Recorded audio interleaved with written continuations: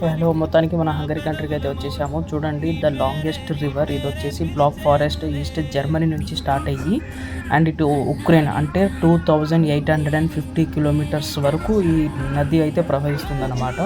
చూడండి, the longest river in the Europe. చాలా అంటే చాలా బాగుంది చూడడానికి. దీంట్లో చూడండి బోట్స్ అవన్నీ చాలా అంటే చాలా బాగుంది. అటు మౌంటైన్స్ మధ్యలో రివర్, ఇటు ట్రైన్ జర్నీ. నాకైతే అసలు అండ్ వెదర్ నాకైతే అసలు మైండ్ బ్లోయింగ్ అన్నమాట. చాలా అంటే చాలా నచ్చింది నాకు ఈ జర్నీ అయితే.